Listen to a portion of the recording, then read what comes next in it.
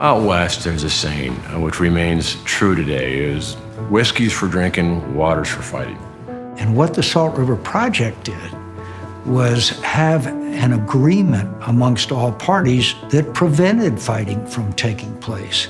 A community coming together, pledging its real estate, building a relationship with the federal government and the local government, and it worked. It brought water to the arid valley and made our lifestyle today possible. In 1917, DOI turned over the dam to SRP, and that set Arizona on a path that is different than it would have been before.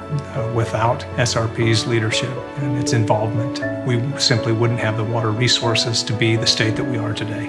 That provided water to an arid application, a desert of all things. And you see the sprawling aspect of Arizona and Phoenix, the small communities outlying the Phoenix metropolitan area and Tucson. They're the lifeblood of Arizona. And in order to have good businesses and a driving economy, you have to have good water and power. And SRP has been that steward. This reclamation project provided some consistency and a sustainable resource of water as our state grew. People forget how key Phoenix and Arizona was to the World War II effort. Many things were moved into Arizona to be produced because they were further away from the coast. But after that, a lot of people decided that this is not a bad place to live. They love the weather, they want to continue manufacturing here, but the only way you could really do that is by having stable electricity, and SRP has been very key in that. First contract with the city of Phoenix in 1952, that was kind of a landmark item in terms of moving that water from an agricultural to municipal use. So it's really served this area well and helped grow our economy. It really, I think, showed potential investors that within Arizona you could be successful investing and have a reliable outcome because you have a reliable water supply. We've been able to grow our economy in ways no one ever expected, with boundless economic development that wouldn't have been possible without this plan to protect our water services for the future and for today.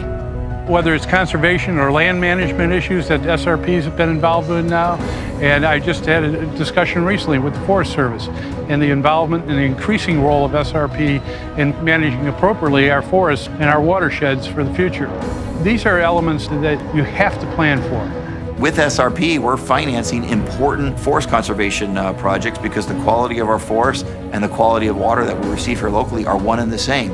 And I think SRP's vision is something that carries on from what Theodore Roosevelt had planned for the western and southwestern United States. What we learned from the original agreement, which by the way is a prototype for much of what should happen in America today, is that it is better when you have this type of public-private partnership to let the private entity really run things, manage things, especially at the local level, because that's what allows them to know what's going on and make it prosperous and successful. A lot of parties and stakeholders in Arizona, they look to SRP as one of the important voices when we talk about water. In regards to water policy, there are opportunities where we've come together and worked together as well, especially, with SRP's presence in regards to water in the state of Arizona, within the Phoenix metropolitan area as well.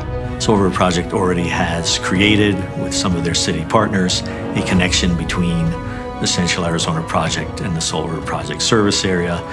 I think really show how the Salt River Project has kind of expanded and adapted itself over the years to helping these other areas become more sustainable from a water resources standpoint. So you guys have brought billions of dollars into the economy of Arizona in the West. You've been able to save hundreds of thousands of acre feet of water over the time period. We couldn't do it without reclamation projects like this. And so it probably set the standard at that time and continues today. And the fact is we were able to have an assured water supply for one of the fastest growing places in America. I think it's a model for the future of how we manage our water in the West and how we make sure that our management of water incorporates local communities, the state, and all parties.